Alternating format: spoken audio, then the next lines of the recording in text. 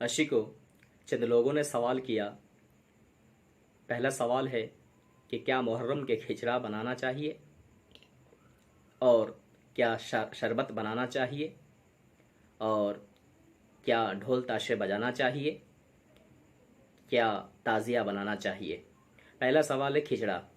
دیکھیے، کھچڑا بنایا جاتا ہے مولا حسین کے یاد میں بنایا جاتا ہے، اور اس میں قرآن شریف کے سورہ پڑھا جاتا ہے، فاتحہ کیا جاتا ہے، اور اس کے بعد مولا حسین کے یاد میں لوگوں کے پیٹ بھرتا ہے، تو اس سے ثواب ملتا ہے، اس سے فائدہ ہے۔ دین و اسلام کو اس سے کوئی نقصان نہیں ہے، تو یہ کام اچھا ہے، یعنی جائز ہے۔ اور دوسری بات شربت بھی اسی طرح ہے کہ شربت بنا کر جو ہے لوگ بانٹتے ہیں ثواب کی نیت سے۔ مولا حسین کے یاد میں کچھ تو نہیں کر سکتے، کم سے کم اتنا تو کر سکتے ہیں کہ شربت بنا کر لوگوں کے پیاس کو بجھائے، مولا حسین کے یاد میں پیاس بجھائے۔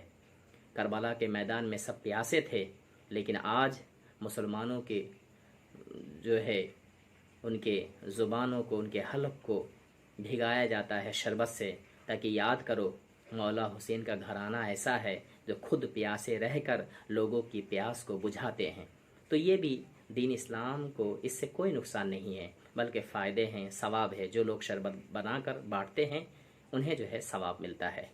اب تیسری بات ڈھول تاشا ایسے نہیں بجاتے ہیں، بلکہ محرم کا دن جب شروع ہوتا ہے تو اس وقت سے لوگ بجاتے ہیں، لوگوں کو یاد دلاتے ہیں، لوگوں غفلت کے نیند سے جاگ جاؤ اور یاد کرو کربلا کے میدان میں رسول اکرم صلی اللہ تعالی علیہ وسلم کے خاندان یعنی اہل بیت جو ہے وہ 72 شہدائے کرام شہید ہوئے ہیں کربلا کے میدان میں دین کے خاطر۔ اسی دین اسلام کو یاد کرو جس دین اسلام کو مولا حسین نے بچائے ہیں، اور تم کیسے بھول سکتے ہو کہ مولا حسین نے دین کی خاطر یزید کے ہاتھ میں ہاتھ نہیں دیا، بلکہ سر دے دیا، ہاتھ نہ دیا، اسی دین اسلام کے لیے، اور تمہیں وہ دین و اسلام ملا ہے۔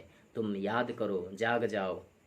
تو اس لیے جو ہے لوگ ڈھول تاشے بجاتے ہیں، تو اس سے دین اسلام کو کوئی نقصان نہیں ہے۔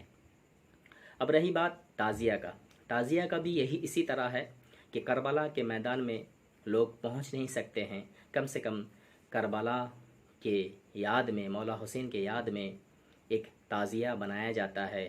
مولا حسین کے مزار اقدس کے شکل میں تعزیہ بنایا جاتا ہے، اور چند قدم نعرے تکبیر، نعرے رسالت، مولا حسین کا نعرہ بلند کیا جاتا ہے۔ تو اس سے بھی دین اسلام کو کوئی نقصان نہیں ہے۔ اسی لیے آپ جان لیں کہ جس کام سے دین اسلام کو نقصان پہنچے وہ کام نہیں کرنا چاہیے۔ تو اس کام سے دین اسلام کو کوئی نقصان نہیں ہے، لہٰذا آپ سبھی حضرات جو ہے نیک کام کے لیے، لوگوں کو فائدے پہنچانے کے لیے، دین کی خاطر، دین کے جھنڈے بلند کرنے کے لیے آپ جو بھی کام کرے وہ جائز ہے، لیکن دین اسلام کو جو چیز نقصان پہنچائے وہ کام نہ کرے۔ اس سے جو ہے دین اسلام کو نقصان پہنچے گا، وہ کام کوئی کرنے کے لیے نہیں کہتے ہیں، اور کوئی اولیاء، کوئی بزرگان دین اس کی پرمیشن نہیں دیتے ہیں۔